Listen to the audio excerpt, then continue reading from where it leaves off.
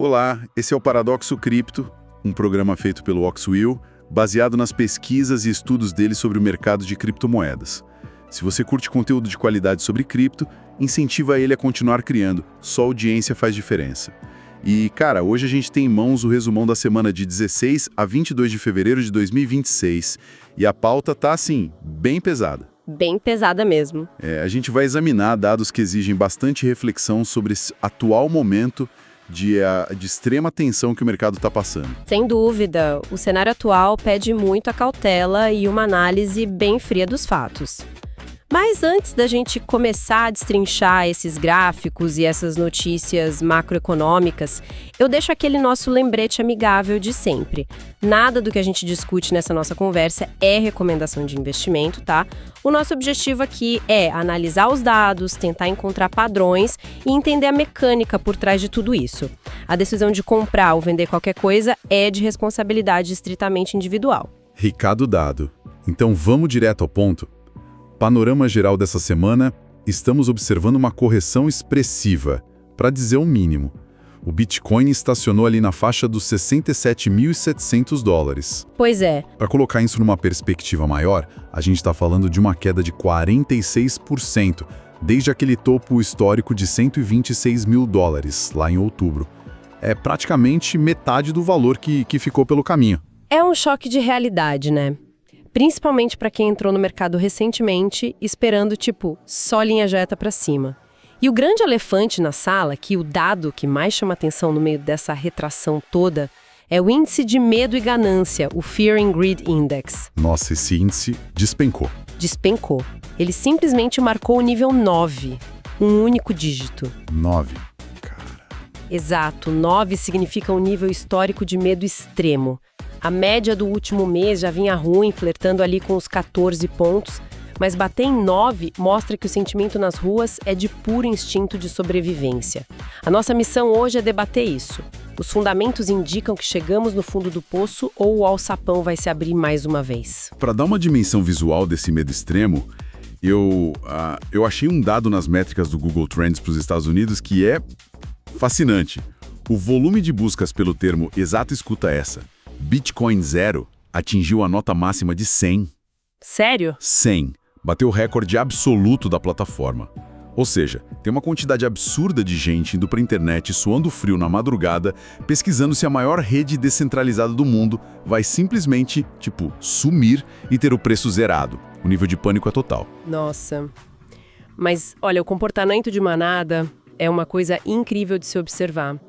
Historicamente, quando a gente vê esse tipo de pânico absoluto, ele acaba servindo como um dos indicadores contrários mais perfeitos do mercado. O famoso fundo do poço. Isso. Se a gente puxar pela memória, lá em 2021 e 2022, esses picos de interesse em cenário apocalíptico marcaram os fundos com uma precisão cirúrgica. A lógica é que o medo atinge o ápice exatamente quando o último investidor desesperado vende tudo e aí limpa a pressão vendedora. Mas aí eu tenho que discordar um pouco, ou pelo menos levantar uma provocação. Eu entendo a teoria do indicador contrário, mas a base de usuários hoje, em 2026, é exponencialmente maior e muito mais institucional, né? A gente tem fundos de pensão, grandes corporações. Será que a gente ainda pode confiar cegamente nessa regra de comprar o som dos canhões? Com um mercado tão diferente assim? É um contraponto excelente. Como eu sou uma pessoa muito focada em dados, os números do fluxo de capital institucional parecem validar sua preocupação. Se a gente olhar o comportamento dos ETFs nos Estados Unidos, é um êxodo claro. São 4 semanas seguidas de saídas líquidas. O sangramento já está em 3 bilhões e 800 milhões de dólares. Nossa, muito dinheiro saindo da mesa. Muito. Só na última semana, 360 milhões fugiram. Isso é a definição clássica de voo para segurança, sabe? Quando o cenário fica turvo, os grandes gestores correm para o tesouro ou ficam em caixa. Eles não têm apego emocional, eles só gerenciam risco. Mas tem uma contradição irônica aí. Enquanto os Estados Unidos estão em modo de evacuação, do outro lado do oceano, a postura é outra. A Alemanha, o Canadá e a Suíça injetaram 230 milhões de dólares em fundos cripto exatamente no mesmo período. Fica parecendo que a gente tem um dinheiro assustado de um lado e um dinheiro super paciente do outro comprando desconto. Essa divergência geográfica é super curiosa. Mas o capital americano tem os seus próprios motivos imediatos para estar com medo, principalmente a pressão do cenário macro global. E aqui, reportando os fatos de forma estritamente imparcial, a agenda de Washington está pesando. O governo Trump decidiu elevar a tarifa global de importação para 15%, mesmo com aquela recente decisão contrária da Suprema Corte. Isso mantém uma pressão brutal sobre a China. E o mercado financeiro, odeia imprevisibilidade, né? Os ativos de risco apanharam junto com os futuros de ações. Apanharam muito. Mas, se a gente quiser tentar entender o movimento estrutural mais profundo por trás dessa queda toda, a gente precisa falar da tese recente do Arthur Hayes, o cofundador da BitMEX. A teoria da IA. Essa é genial, mas é maluca. Totalmente fora da caixa. Ele publicou que essa correção de mais de 50% do topo não tem a ver com os fundamentos de cripto. Na visão dele, o mercado está precificando antecipadamente uma crise de crédito massiva causada pela inteligência artificial. Tá, mas explica os números do caos dele, porque parece cenário de filme. A matemática dele é a seguinte: se 20% dos trabalhadores do conhecimento nos Estados Unidos perderem seus empregos ou tiverem as funções reduzidas pela IA, ele prevê um calote de 557 bilhões de dólares em empréstimos e hipotecas. Isso é tipo metade da crise de 2008? Exatamente. É um impacto devastador. E aí entra a tese para cripto. Um calote desse tamanho forçaria o Fed a imprimir dinheiro como nunca para salvar o sistema. Param de forma brutal. Ou seja, a gente estaria sentindo a dor antes da injeção monetária. Cara, faz sentido, mas é muita informação. É o mercado tentando prever o caos. Se tá curtindo, se inscreve e manda para aquele amigo que tá nervoso com o mercado. Porque, mudando de assunto rápido, a gente também tem fantasmas do passado voltando a assombrar a gente hoje. As rachaduras no sistema de empréstimos. Isso. A BlockFiles perdeu 75 milhões de dólares nessa queda recente e fez o impensável.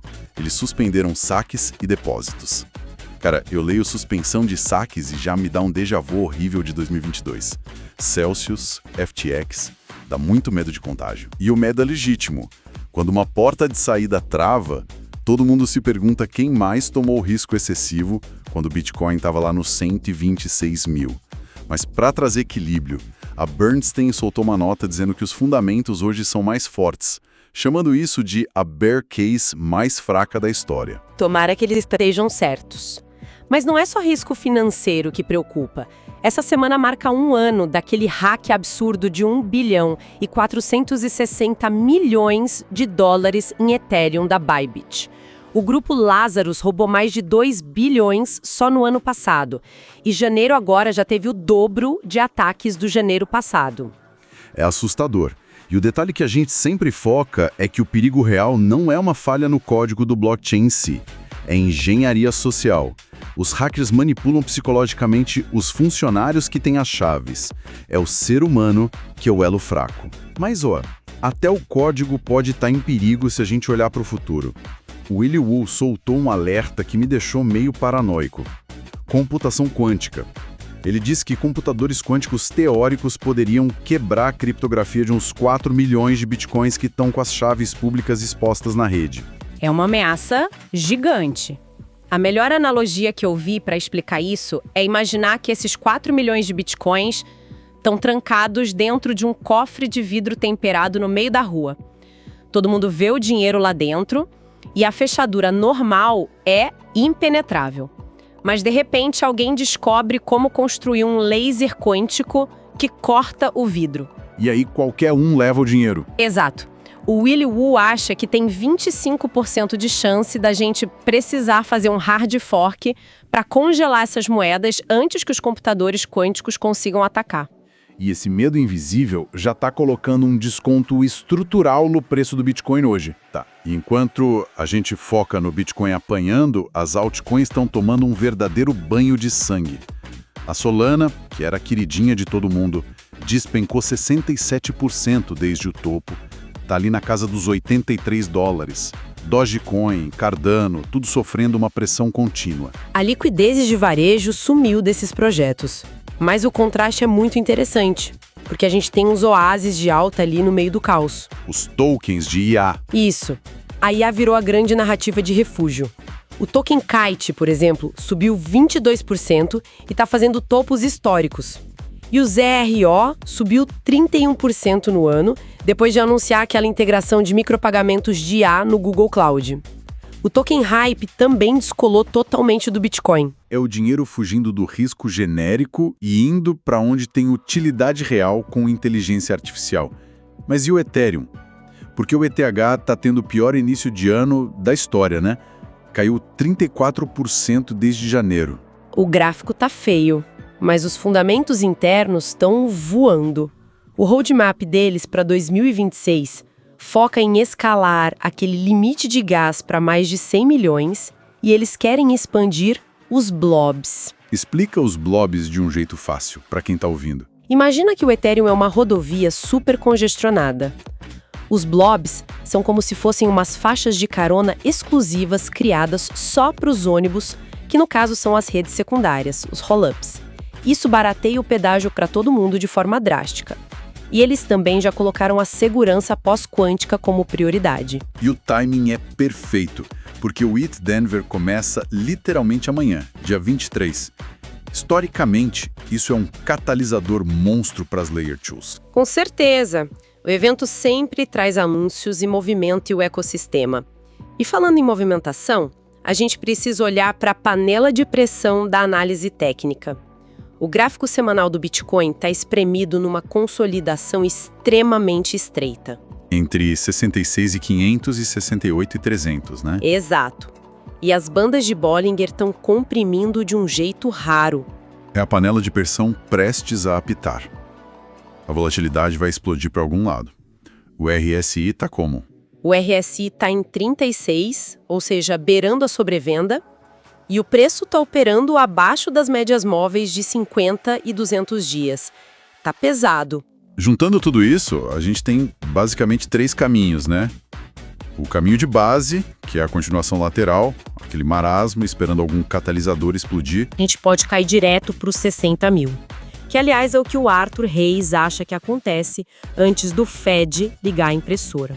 E o cenário de alta, que é o caminho que a Bernstein aposta, mantendo aquele alvo maluco de 150 mil para o fim do ano.